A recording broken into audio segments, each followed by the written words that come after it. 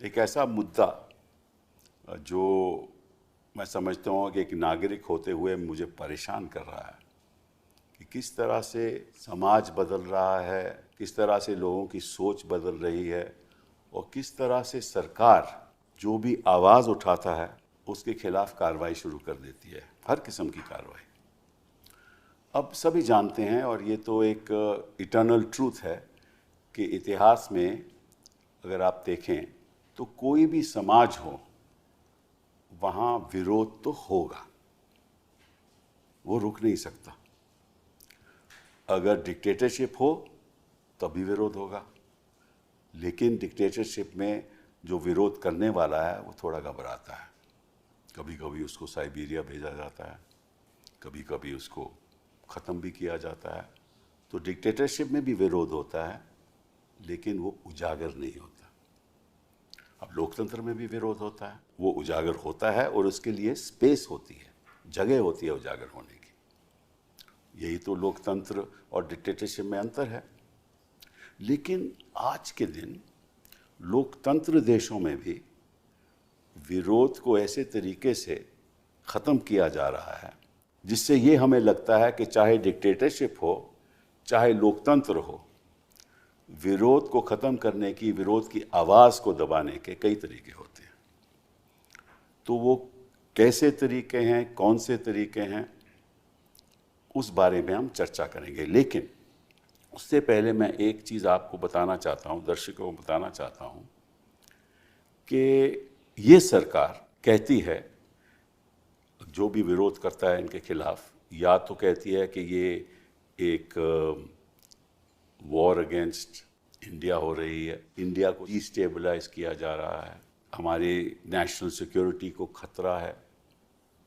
एक तो ये आधार है जिसके अंतर्गत ये आवाज़ बंद करना चाहते हैं लोगों की। दूसरा कहते हैं कि जो हमारी संस्कृति है उस पर भी एक आक्रमण हो रहा है। तो हमारी तो हिंदू संस्कृति है, उस पर कोई भी आक्रमण करेगा तो हम उसको आगे नहीं, सवाल भी पूछेगा तो हम उसकी बोलती बंद कर देंगे। फिर ये कहते हैं कि भैया ये जो न्यूज़ चैनल्स हैं ये बड़ी मिस इन्फॉर्मेशन फैलाती हैं, मतलब कि सही बात नहीं बताते। तो हम तय करेंगे कि सही बात क्या है क्या नहीं, और अगर हमारे नज़रिए से ये सही बात नहीं है तो हम उसको भी बंद कर देंगे। फिर ये कहते हैं कि हम चाहते हैं कि जो सच्चाई है उसको एक दर्जा दिया जाए, और हमें मालूम है सच्चाई क्या है। तो हम सोचते हो कि अगर आप सच्चाई के रास्ते पे नहीं चल रहे तो निश्चित रूप से हम कुछ ना कुछ तो हमें करना होगा। ये चार आधार के बेसिस पे ये लोगों की आवाज़ को बंद करना चाहते हैं। तो आज के दिन हम दो ऐसे लोगों से बात करेंगे जिन्होंने ये सब सहा है और जो शुरुआत से सरकार का विरोध करते हैं। ये इसलिए नहीं कि वो सरकार है, इसलिए कि जो भी सरकार होती है उसके काम भी होते हैं, गलत काम भी होते हैं, और लोकतंत्र में अगर गलत काम होगा तो निश्चित रूप से सवाल भी उठेंगे, और जो सवाल उठाएगा ये चाहते हैं कि वो सवाल ना उठाए और उसके खिलाफ कार्रवाई की जाए। तो दो ऐसे हमारे गेस्ट्स हैं जो आपको बताएंगे कि किस तरीके से सरकार, कितना स्नेह सरकार उनके प्रति है कि जो भी वो कर रहे हैं उन पे बाधा डालने के पूरी ताकत से बाधा डालते हैं। पहले तो संजय शर्मा जी, इनके बारे में मैं आपको क्या बताऊं कि इन्होंने 2015 में एक न्यूज़पेपर शुरू किया और फिर इन्होंने एक न्यूज़ न्यूज़ नेटवर्क लॉन्च किया 4 PM, और मेरे ख्याल शुरुआत में तो दर्शक तो एक अब के 7.3 मिलियन आपके व्यूअर्स हैं, 7.3 मिलियन आपके व्यूअर्स हैं, और ये नहीं चाहते कि जो आप बातें 4 PM पे करते हो वो लोग सुने। और आपकी वैसे शुरुआत में आप मीडिया में काम करते रहे हैं, ETV में काम किया आपने राष्ट्रीय सहारा में काम किया, स्टार न्यूज़ में काम किया, और क्योंकि आप सरकार के विरोध, योगी जी के विरोध कुछ बातें करते हैं वहाँ उत्तर प्रदेश में बैठ के, तो निश्चित रूप से आपको कोई एड्स भी नहीं मिलते, सरकारी एड्स भी नहीं मिलते, और लेकिन आप बड़ा नाराज़ करते हो मोदी जी को, अब योगी जी को बहुत नाराज़ करते हो। ये अच्छी बात नहीं है, क्योंकि आपके पास तो केवल 12 तो स्टाफर हैं, इससे ज़्यादा हैं भी नहीं। तो इनके साथ आप ऐसा माहौल पैदा कर देते हो उत्तर प्रदेश में कि जो वहाँ के जो सत्ता पक्ष में बैठे हुए हैं वो थोड़ा आपसे घबराते हैं। तो अभी हाल ही में 29 अप्रैल में आपकी ये जो 4 PM चैनल है उस पर रोक लगा दी, उसको बंद कर दिया। इसलिए बंद किया कि आप हार्ड हिटिंग बातें करते हैं और सवाल उठाते हैं। तो thank you very much for being here. शुक्रिया सर। दूसरा, नेहा जी हैं हमारे साथ, बहुत बहुत धन्यवाद। आप फोक सिंगर रही हैं और भोजपुरी में, और हम आप सुनते भी रहे हैं। आप कमेंटेटर भी हैं, पॉलिटिकल कमेंटेटर, पॉलिटिकल सैटायरिस्ट, और आपने कुछ ऐसी शुरुआत की बिहार में काबा, फिर उसके बाद यूपी में काबा, मध्य प्रदेश में काबा। तो इससे लोग बड़े आपसे नाराज़ हैं और नहीं चाहते कि आपको कोई सवाल उठाए।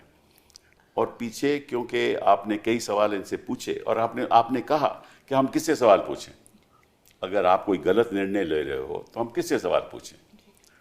और अगर कश्मीर में 26 लोग की मृत्यु हो गई तो हम सवाल तो पूछेंगे ना। तो उससे आपसे नाराज़ भी हो गए और उन्होंने पीछे सुना है कि आपकी FIR भी दर्ज हो गई। 27 या 28 अप्रैल को FIR दर्ज हो गई। आपके खिलाफ जो आरोप लगाया गया है कि you are waging a war against India, and you are a threat to national security, और कई प्रावधान BNS के द्वारा आपके खिलाफ कार्रवाई हो रही है, कम्युनल डिसहार्मनी करते हो, ये सब चीज़ें इन्होंने आपके खिलाफ। और से कहा कि ये जो आपका चैनल है और जो आप कह रहे हैं वो पाकिस्तान में भी चल रहा है। तो इसलिए वो ऐसा लगता है कि पाकिस्तान भी आपसे प्रेरणा लेता है, तो उससे भी उनको तकलीफ़ हो रही है। ठीक है, बात करेंगे इसके बारे में। लेकिन गवाई साहब जो जज हैं सुप्रीम कोर्ट में, उन्होंने कहा है कि कोई भी चैनल आप अगर बंद करना चाहते हो तो नोटिस ज़रूरी है, बिना नोटिस के आप बंद नहीं कर सकते, अगर आपको जानकारी हो कि वो चैनल कौन चला रहा है। ठीक है। तो पहले thank you very much Neha ji for being with me. पहले तो मैं आपसे पूछूंगा संजय जी कि जोगी जी का आपका इतना स्नेह क्यों है? मुझे लगता है कि पूर्व जन्म के प्रारब्ध होते हैं कि आपको ज़िंदगी में उन्नति मिलती है तो कोई एक व्यक्ति आता है आपके जीवन में और वो उन्नति का कारक बन जाता है। तो मेरे ज़िंदगी में जो ग्रह होंगे वो शायद उसमें लिखा होगा कि योगी जी जब सत्ता संभालेंगे तो मेरी सारी उन्नति तभी मिलनी है मेरे को। मुझे आप समय दें तो मैं अपनी पूरी छोटी सी संक्षिप्त यात्रा बताता हूँ।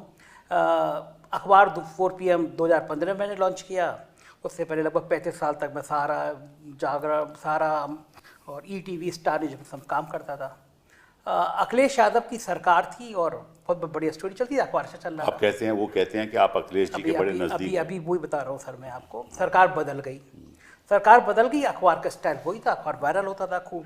शाम को अखबार कोई था नहीं, ग्लॉसी बेहद छपता था। 5 महीने बीते, मुझे योगी जी के सबसे भरोसेमंद अफसर ने बुलाया, मेरे भी पुराने संबंध थे, और मुझसे कहा, लाइन यही थी कि संजय बाबा तुमसे बहुत नाराज़ हैं। और मैं समझ गया मुझे क्यों बुलाया गया। मैं फाइल लेके गया तो मैंने उनसे पूछा, बाबा मुझसे क्यों नाराज़ है, CM क्यों नाराज़ है? बोले, महाराज जी को लगता है कि तुम अखिलेश के आदमी हो। मैंने कहा, अच्छा क्यों लगता है? बोले, अखिलेश जी तुम्हारे घर जाते थे, गए हैं तुम्हारे घर, तुम उनके घर जाते थे रेगुलर, उन्होंने मैगजीन का तुम्हारी लॉन्चिंग करी। तो मैंने उनसे ये कहा कि पहली बात तो मुख्यमंत्री मेरे घर आए थे, कोई गुंडा माफिया अपराधी मेरे घर नहीं आया था। फिर मैंने उनको फ़ोटो दिखाया, मैंने कहा मेरे ऑफिस में अखिलेश जी की सरकार के टाइम में भारतीय जनता पार्टी के प्रदेश अध्यक्ष लगभग हर 10 दिन बाद आते थे, चाय पीते थे, समोसा खाते थे। बीजेपी के कई मिनिस्टर भी मेरे आते थे। इतना ही मतलब चाय और समोसा, और तो नहीं कुछ? नहीं, वो बीजेपी वाले लोग छुप के पढ़ते, नहीं बता भी सकता बाकी बातें मैं।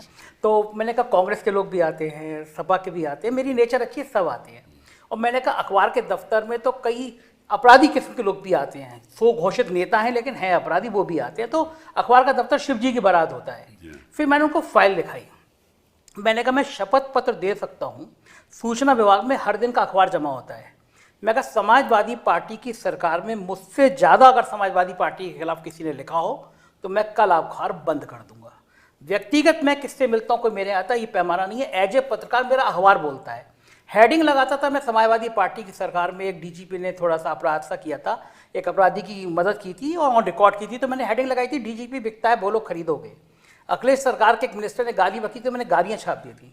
और मैं देखता था कि अखिलेश जी मुझसे बैठते हैं, 2-2 घंटे बात करते हैं, गाड़ी छोड़ने आते हैं, तो मैं उनका तापमान देखता था, ये शख्स मुझसे कब कहेगा कि तुम मेरे दोस्तों की खबर क्यों छाप रहे हो। और ईमानदारी से मैंने इतने सारे नेताओं को बहुत करीब से देखा है, देश के बड़े बड़े नेताओं को देखा है। मैं दावे के साथ कहता हूँ ये सहनशीलता शायद मैंने किसी नेता में नहीं देखी होगी। मुझे लगता था ये मुझसे कहेंगे, लेकिन उन्होंने मुझसे कभी खबर को नहीं कहा, मैंने उनसे काम को नहीं कहा। अगला ऑफर ये था कि संजय तुम्हारा अखबार चूंकि पहला पेज बड़ा क्रिस्पी टाइप का होता है, कभी प्रियंका जी ट्वीट कर दे रही हैं, कभी केजरीवाल कर दे रहे हैं, कभी अखिलेश कर दे रहे हैं, सरकार के खिलाफ माहौल बन रहा है, देखो कोई और अखबार छाप नहीं रहा है। तो मैंने कहा यही बात मैं आपको समझाना चाह रहा हूँ कि मेरे अखबार को 2.5 साल हुआ है।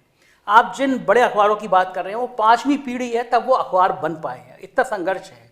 मेरे अखबार 2.5 साल में इतना बड़ा हो गया कि आपको तकलीफ होने लगी। तो मैंने कहा सारा खेल देश में ब्रांड का होता है। मैं 2.5 साल में इतना बड़ा ब्रांड खड़ा कर पाया, ये बहुत बड़ी बात होती है। तो इसीलिए मैं छापता हूँ क्योंकि बाकी लोग नहीं छापते, बाकी लोग के धंधे होते हैं, मुझे उस पर कुछ कहना नहीं है। अगली बात ये थी कि सरकार के पास बहुत बजट है सूचना में। हर साल हम तुम्हारे अखबार को 10 करोड़ का विज्ञापन देंगे, माहौल ख़राब है, मत छापो पहला पेज। तो मैंने कहा देखिए ये पैसे के चक्कर में अखबार जिसको बच्चे की तरह पाल रहा हूँ मैं, इसकी हत्या कर दूँ, संभव नहीं है। हम सरकार के खिलाफ नहीं छापते, सरकार जो नहीं कर रही है, जो करना चाहिए उसका वो छापते हैं।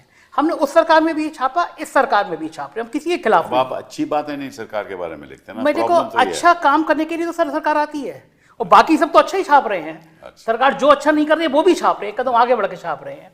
मैं उनसे मना करके आया, अगले दिन एक दरोगा मेरे ऑफिस में आया चिट्ठी लेकर, और उसमें नाम और पता फर्जी था, मतलब लल्लू माल और पठान टोला, कोई भी नाम पता नहीं था। और मुझसे उसमें लिखा हुआ था कि मैंने बड़ी अकूत संपत्ति कमा ली है और इस नाते से मेरे खिलाफ आर्थिक अपराध अनुसंधान की जांच सेटअप कर दी गई। मैं चौंका, मैंने कहा ये पत्रकारों पे कब से होने लगा?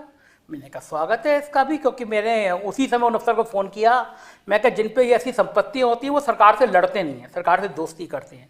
उसके सर कुछ दिनों बाद 2 गाड़ी में भर के लोग आए और मेरे ऑफिस पे हमला हो गया। Really? मैं ऑफिस में था नहीं, पूरा ऑफिस तोड़ दिया गया, मैंने FIR कराई। उसके तत्काल बाद मेरा अखबार मेरी पत्नी के नाम था।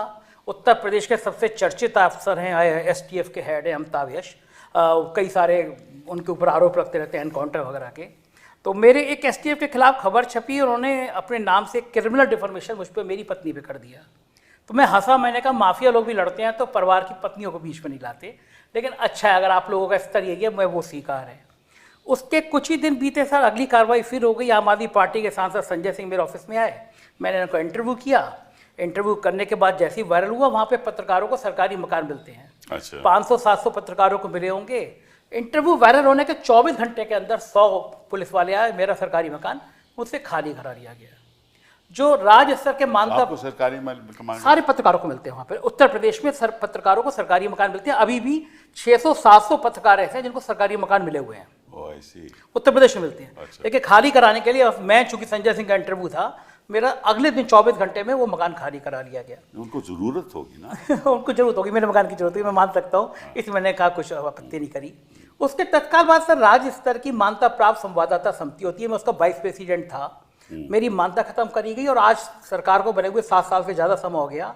मेरे पास सचिवालय पास भी नहीं है। अच्छा। वहाँ पे पान की दुकान चलाते हैं और ठेला लगाते हैं, वो भी पत्रकार बन गए हैं, उनकी सबकी मान्यता है, लेकिन मेरे पास सचिवालय। लेकिन मुझे फ़ायदा ये हुआ कि जो मेरे ऊपर ये कार्रवाई हो रही थी, मैंने 18 में बोलना शुरू किया। और जब मैंने बोला, जब ये हमले हो रहे थे, तो पूरी दुनिया का ध्यान गया कि एक उत्तर प्रदेश में एक जर्नलिस्ट ऐसा है जो मोर्चा संभाल रहा है, जो मोर्चा सेकुलरिज्म का संभाल रहा है। तो उसका नतीजा हुआ, जब मैंने यूट्यूब किया तो उसका विस्तार इतनी तेज़ी से हुआ कि मैंने सपने में भी नहीं सोचा था कि ये विस्तार इतनी तेज़ी के साथ हो सकता है। तो आपने जो सवाल पूछा वो मैं उसमें शुक्रिया योगी जी कहूँगा। मेरे को एक दिन NDTV ने बुला के पूछा था कि आप लगातार 1 साल से यूट्यूब में नंबर 1 बने हुए पॉलिटिकल कमेंटेटर में, कारण क्या है? तो मैंने उसमें भी किया, thanks to Awasthi ji, thanks to Amitabh Yash, thanks to Yogi Adityanath. तो अगर ये नहीं होते तो मैं यहाँ तक नहीं आता। तो सबसे लेटेस्ट ताज़ा मामला ये हुआ सर, कुंभ के मेले में जिस दिन भगदड़ मची, मेरा रिपोर्टर वहाँ क्षितिज कांत बड़ा अच्छा रिपोर्टर मौजूद था, उसने सुबह 9 बजे बताया भगदड़ मच गई, जो कि मैंने बड़े जीरो से शुरुआत करी है। मुझे पता है कि जब सिस्टम, जिले का सिस्टम, उससे ऊपर का सिस्टम काम करता है, ब्यूरोक्रेट तो कैसे करते हैं। मैंने उससे कहा तुम तत्काल पोस्टमार्टम हाउस से पहुँच के मुझे बता क्या है। तब तक किसी के दिमाग में आया नहीं, बाकी चैनल सब दिखा रहे थे कि अफवाह है, कुंभ में कुछ नहीं हुआ। वो वहाँ पहुँचा, उसका फ़ोन आया कि सर यहाँ तो 6-7 लाशें आ चुकी हैं। मैं लाइव 10 बजे बैठा, जिस समय योगी जी कह रहे थे वहाँ कुछ नहीं हुआ है, शांत है। मैंने उस समय 3 घंटे के अंदर 30 लाशें दिखा दी कि 1, 2, 3 30 लाशें आई हैं। 24 घंटे बाद क्षितिज ने फिर स्टिंग मेरे कहने पे किया और 67 लाशें हमने दिखा दी। उससे हड़कंप मचना था। सीएम ने ट्वीट नहीं किया, प्राइम मिनिस्टर तो ने आपको ट्वीट कर जब दिया। जब ये तो सब बात तो ऑब्वियसली है कि आपको जब इन्होंने बंद किया 4 PM कोई नोटिस नहीं दिया? कुछ नोटिस नहीं दिया। और सर वो उसमें लास्ट लाइन की जब कुंभ वाली रिपोर्टिंग कराई उसके बाद से मुझे पता चला पिछले 3 महीनों में ईडी को 3 चिट्ठी आ चुकी है मेरे खिलाफ कार्रवाई करने के लिए। और लेटेस्ट 29 तारीख को सुबह एक यूट्यूब से एक लेटर मेल आता है कि भारत सरकार ने कहा है कि नेशनल सिक्योरिटी के लिए खतरा है, इसलिए आपका चैनल ब्लॉक किया जाए। आपका चैनल बंद ब्लॉक किया जाता है। मुझे सबसे अफसोस ये है कि नेशनल सिक्योरिटी के नाम पे नहीं करना चाहिए देश। मैं कहीं इस देश को मोदी जी और शाह साहब से ज़्यादा प्यार करता हूं, तो इस नाम पे बंद नहीं करना चाहिए था। आप कहते थे कि मोदी जी को पसंद नहीं है, शाह जी को पसंद नहीं है, आपको बंद कर दिया, तो मुझे अच्छा लगता है कि नेशनल सिक्योरिटी के नाम पे बंद नहीं करना चाहिए था। ये मुझे दुख है। नेहा जी, इन्होंने नेशनल सिक्योरिटी की बात की। एक तो देश होता है और एक सरकार होती है, और देश और सरकार में अंतर तो होता है ना। सरकार तो देश नहीं है और देश सरकार भी नहीं है। सरकार तो एक राजनीतिक पार्टी की होती है। तो आपने तो आज तक, मैं आपसे पूछना चाहता हूँ, कोई ऐसी बात कही हो जो ऐसे लगा हो that you are waging a war against India, के सरकार के देश के खिलाफ आप तोड़वाने की लड़ाई कर रहे हैं? ऐसा तो कभी हुआ नहीं। तो आपके खिलाफ ये नेशनल सिक्योरिटी और ये waging a war against India, ये जो प्रावधान BNS में है, ये क्यों किया गया आपके हिसाब से? सर यही तो मेरा भी सवाल है। लगातार मैं सवाल कर भी रही हूँ कि भाई मेरे ऊपर देशद्रोह आए दिन जिसका मन कर रहा है। कोई भी अभी हजरतगंज में हुआ था कि ये देशद्रोही है, अभी जो है अयोध्या में भी लोग ले करके चले गए कि इसको जो है ये देशद्रोही है। पता नहीं सर, मैं तो खुद ही बहुत परेशान हो गई हूँ कि ऐसा मैंने कर क्या दिया है। 27 लोग मारे जाते हैं और अचानक से सोशल मीडिया पे एक चीज उड़ जाता है कि चुप रहना है, बोलना नहीं है। हमको भी लगता है अच्छा ठीक है, 5-10 मिनट चुप हो जाते हैं, लेकिन होता क्या है 3-4 दिन बाद मुद्दा भूल जाते हैं लोग। जैसे बालासोर में रेल दुर्घटना हुआ, वहां पे हमने देखा कि रेल मंत्री जी, इतनी सारी लाशें ऐसे बिखरी हुई हैं और वंदे मातरम का नारा लगा रहे हैं। आप बोलिए ना, राम नाम सत्य है, इतने सारे लोग मारे गए हैं। वहां पर भी इतनी बड़ी घटना, कुंभ में दुर्घटना हो गई, चुप रहो, लोग मरे हैं, हिंदू मरे हैं। बोलना कब है? कब आएगा वो उचित समय जब सवाल पूछना है सरकार से? और दूसरी चीज सर, इतनी बड़ी बड़ी दुर्घटनाएं हो जाती हैं देश में, एक आदमी जिम्मेदारी लेने को तैयार नहीं है। प्रधानमंत्री, गृह मंत्री, रक्षा, कोई भी। तो मेरा सवाल ये है कि भैया आप जिम्मेदारी कब लेंगे? आप इस्तीफा कब देंगे? और आप जो कहते हैं कि हिंदू खतरे में है, तो चाहे वो पश्चिम बंगाल का मुर्शिदाबाद हो, वहां हिंदू मारा जा रहा है, मणिपुर में हिंदू मारा जा रहा है, कश्मीर में हिंदू मारा जा रहा है। 10 साल से आप हिंदू बचाने आए हैं और फिर भी हिंदू खतरे में ही है, तो सवाल तो आपसे होगा ना। शिक्षा के नाम पे आपको तो कोई वोट दे भी नहीं रहा है, रोजगार के नाम पे नहीं दे रहा है, गरीबी कोई बात ही नहीं कर रहा है। ये सब आउट ऑफ फैशन हो गया कि नहीं अभी हिंदू खतरे में है तो अभी चुप रहना है, नून रोटी खाना है, हिंदू को बचाना है। इसी नाम पे ना हम लोग आपको वोट दे रहे हैं, अब फिर भी हिंदू खतरे में है। तो सवाल तो सर आपसे होगा। यही सवाल मैंने पूछा तो मुझे बोला कि मैं देशद्रोही हूँ। और एक कोई पाकिस्तानी ट्विटर हैंडल है, उसने मेरा वीडियो शेयर कर दिया। तो वीडियो तो कहीं से भी शेयर हो सकता है। वीडियो के क्या है, वो तो यूट्यूब चैनल तो दुनिया में चलती है ना, तो कहीं से भी शेयर हो सकता है। उसमें आपकी क्या गलती है? जी सर, मैंने भी वही बोला कि सोशल मीडिया की तो कोई सीमा है नहीं। वो तो सार्वजनिक है। कोई अमेरिका में शेयर कर सकता है, लंदन में कर सकता है, कोई कुछ भी कर सकता है। हाँ, तो और सर इसमें मेरा ये भी सवाल है कि ठीक है, पाकिस्तानी कोई ट्विटर हैंडल मेरा शेयर कर दिया, मैं देशद्रोही हो गई। प्रधानमंत्री जी पाकिस्तान में बिरयानी खाने जाते हैं, फिर भी वो देशभक्त बने हैं। अनुराग ठाकुर जी, शाहिद आफरीदी जो वहाँ का क्रिकेटर, आए दिन हिंदुस्तान के बारे में जहर उगलता रहता है, उसके साथ बैठ करके आप क्रिकेट देख रहे हैं। तो आप लोग एकदम से जो कहते हैं ना हमारे भोजपुरी 2008 में जब 26/11 हुआ था और मुंबई चल रहा था, उस समय भी मैंने खुद देखा था कि हमारे तब प्रधानमंत्री तो नहीं थे लेकिन चीफ मिनिस्टर थे मोदी जी। तो उन्होंने उस समय जब ये सब हो रहा था भाषण दे रहे थे और सवाल पूछ रहे थे, तो वो भी तो सरकार से सवाल पूछ रहे थे ना। जी। हाँ, वो हम तो नहीं, हमने तो किसी ने कभी नहीं कहा कि वो देशद्रोही हैं। उनका हक था सवाल पूछने का। अगर उनका हक था तो आपका भी हक है। बिल्कुल सर, बिल्कुल हक है ना। तो हक तो दोनों का, हर सिटीजन का, नागरिक का बराबरी का होना चाहिए। बिल्कुल। मेरा भी हक है, मैं भी वकालत करके सवाल पूछता हूँ, सरकार से सवाल पूछता हूँ, मैं देशद्रोही तो नहीं हो जाता। बिल्कुल। तो देशद्रोही का इस तरह से उपयोग करना, बीएनएस के द्वारा उपयोग करना, इसका मतलब यही है कि सरकार नहीं चाहती कि कोई भी उनके विरुद्ध कोई बयान दे, और उनका मतलब कि कानून के द्वारा, प्रेशर के द्वारा, मतलब कि 10 करोड़ मैं आपको दे दूंगा या ऐसा कुछ है। तो ये तो मतलब ये तो लोकतंत्र के बिल्कुल खिलाफ है ना। और अगर हम आवाज़ नहीं उठाएंगे तो बदलाव कैसे होगा? जी सर, बदलाव तो तभी होता है ना जब आवाज़ उठेगी। तो मैं आपको एक आंकड़ा देता हूँ, उस पर मैं आपकी टिप्पणी चाहता हूँ आपसे भी संजय जी। 2021 में लगभग 200 यूट्यूब चैनल्स बैंड थे, और 2014 से लेकर 2020 तक ज़्यादा चैनल्स बैन हो गए। तो मतलब कि अगर यही काम रहा कि देखिए, आपने पत्रकारों को तो अपने पक्ष में रख ही लिया है, मेन स्ट्रीम मीडिया को आपने पक्ष में रख ही लिया है, मेन स्ट्रीम न्यूज़पेपर्स आपके पक्ष में हैं, ठीक है।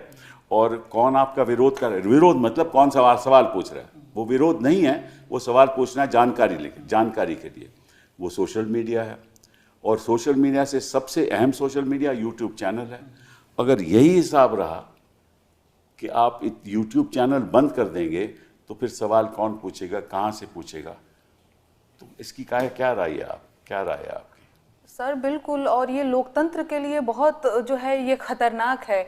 और मैंने तो देखा है, प्रधानमंत्री जी अक्सर बोलते भी रहते हैं कि लोकतंत्र में आलोचना होनी चाहिए। आजकल लोग आलोचना ही नहीं कर रहे हैं। हाँ, तो मैंने भी सुना है। नहीं तो लोकतंत्र बर्बाद हो जाएगा। और जब मैं आलोचना कर रही हूँ तो मेरे ऊपर देशद्रोह का मुकदमा ये लोग कर ये आलोचना नहीं है, वो कहते हैं कि आप सरकार को मतलब डायरेक्टली लोगों को अटैक कर रहे हैं, ये गलत बात है। This is what they are feeling. नहीं सर, बिल्कुल ये आलोचना है। और आपने किसी व्यक्ति को आज तक अटैक किया?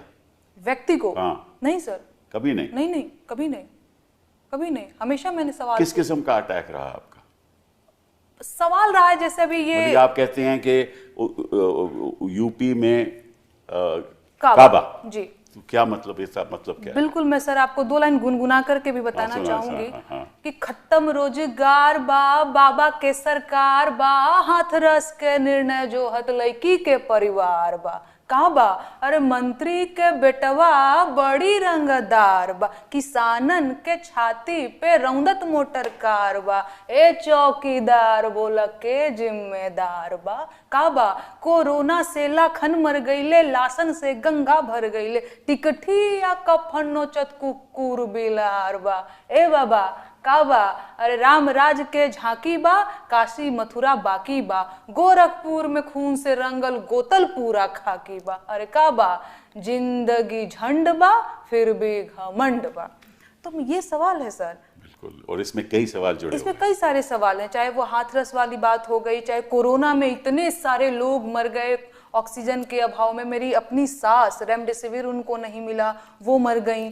और सच में गंगा के किनारे लाशें ऐसे ही बिखरी पड़ी थी, और कफन सर आप समझते होंगे जो उड़ाया जाए, तो उसको कुत्ते बिल्ली नोच करके खा रहे थे। हाँ, ये दृश्य हमने देखा कोरोना में।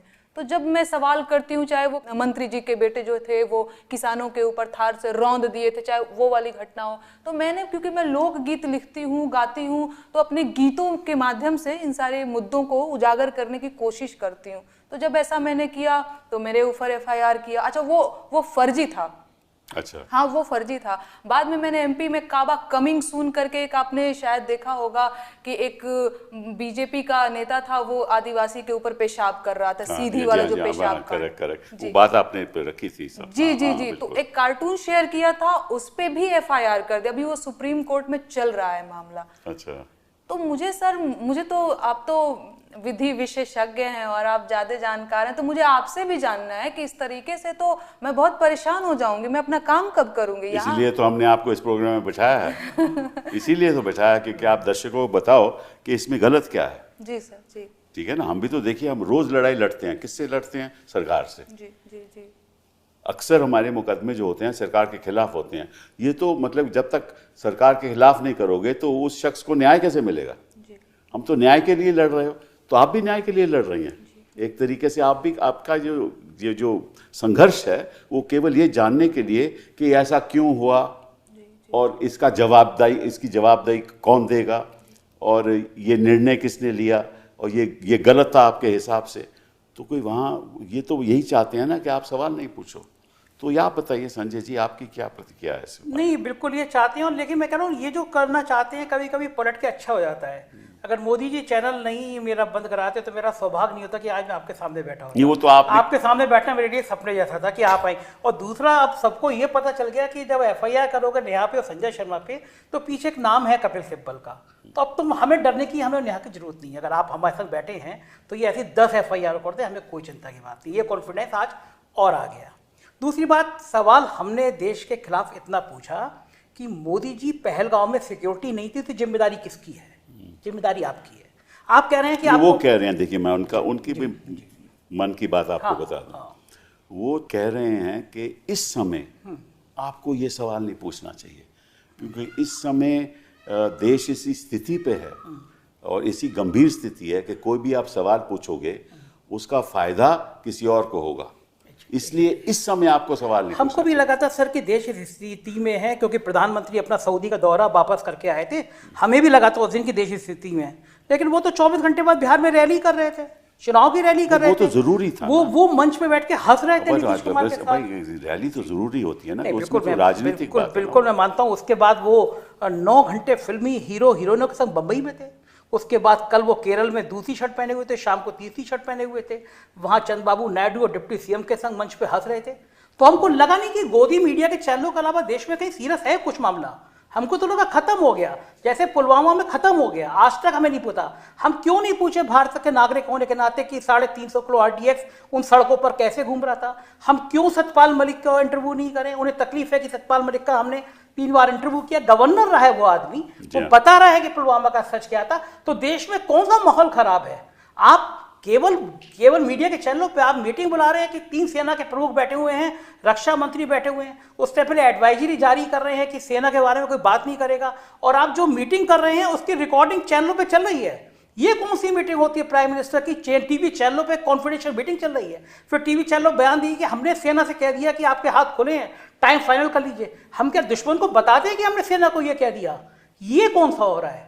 ये युद्ध कौन सा होता है जिससे प्राइम मिनिस्टर जो निर्देश दे रहा है वो टीवी पे चल रहा है पाकिस्तान को बताने के लिए? जो नेहा ने कहा, हमने सवाल पूछा कि कभी 10 सालों में ऐसा नहीं हुआ था कि प्रधानमंत्री विदेश से आ रहे हो, जहाज पाकिस्तान में उतार दें।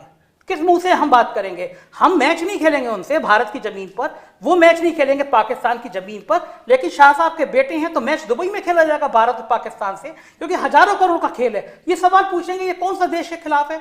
हम दावे के साथ कह सकते हैं जो सवाल हम पूछ रहे हैं, जो हम बात कह रहे हैं, हम बात लगातार अपने चैनल पे कह रहे हैं कि देश नाजुक घड़ी में, इसलिए हिंदू मुसलमान का फसाद नहीं खड़ा होना चाहिए। हम लगातार कह रहे हैं अपने चैनल पे, ये मत कहो कि धर्म पूछ के मारा गया, ये मुद्दा मत बनाओ। लेकिन पॉलिटिकल पार्टियां, Bharatiya Janata party Chhattisgarh official page पे कहती है धर्म पूछ के मारा गया, जाति पूछ के नहीं। इसका हम विरोध कर रहे हैं अपने चैनल पे। तो इनको लगता है कि जो गेम प्लान कर रहे हैं हिंदू मुसलमान का 4 PM तो ये खत्म कर दे रहा है। तो ये अगर आप मुझे बता दीजिए सर, ये देशभक्ति हम कर रहे हैं या देशभक्ति वो कर रहे हैं? जो नेवल ऑफिसर की गालियां दी जा रही हैं, क्या शर्म।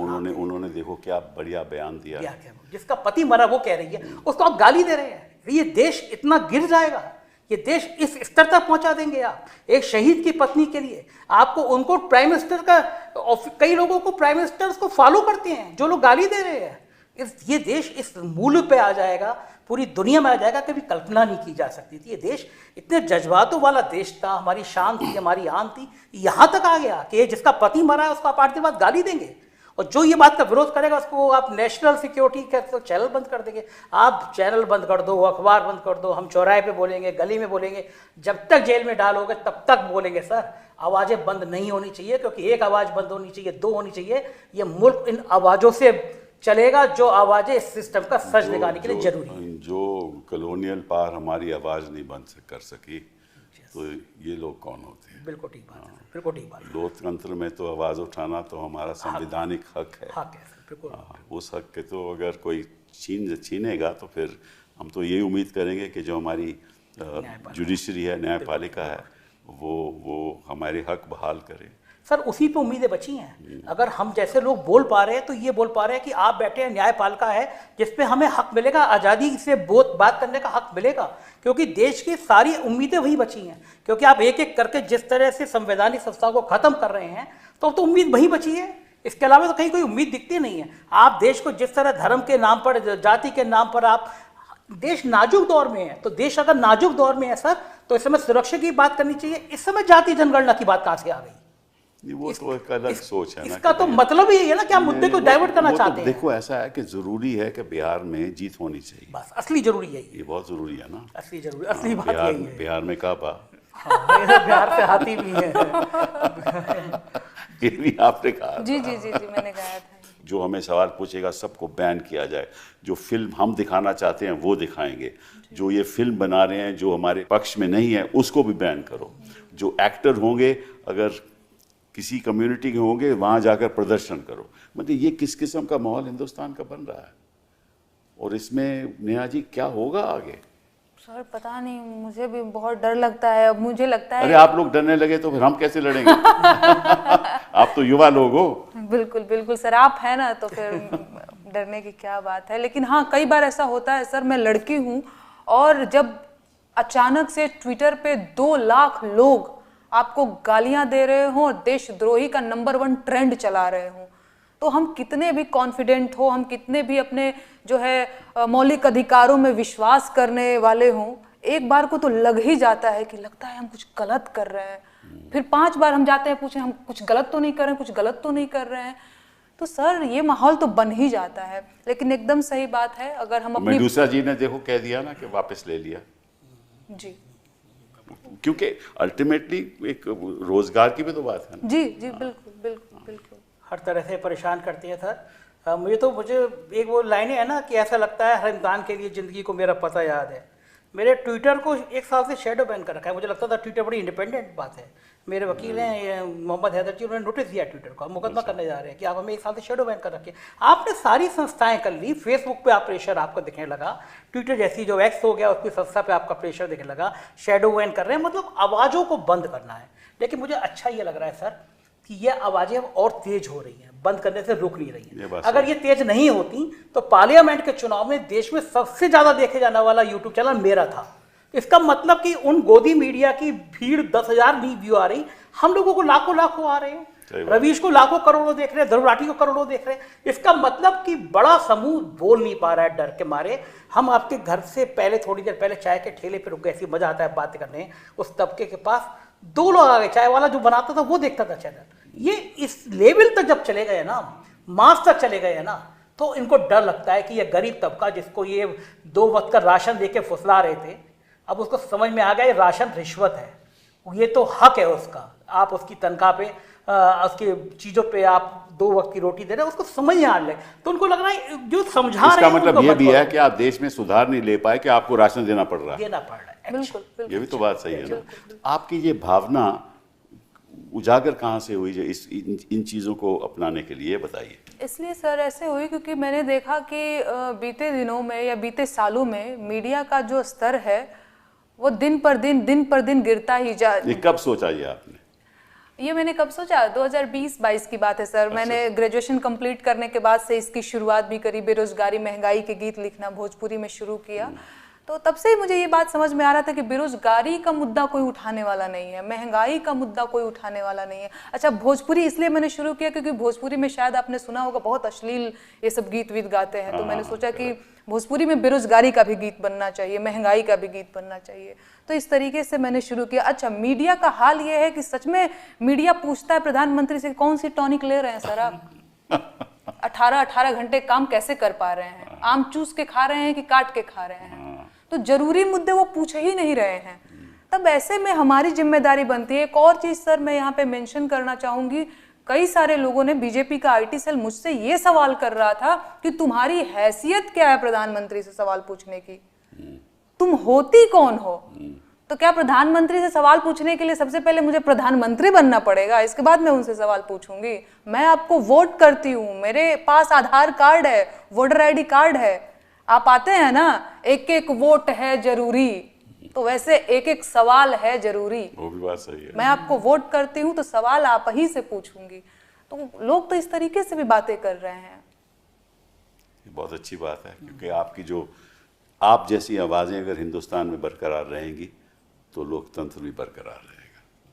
और मैं सोचता हूँ कि ये कोई लड़ाई किसी एक पार्टी के खिलाफ नहीं है, एक किसी एक माहौल के खिलाफ नहीं है। ये लड़ाई हमारे संविधान को बचाने के लिए है।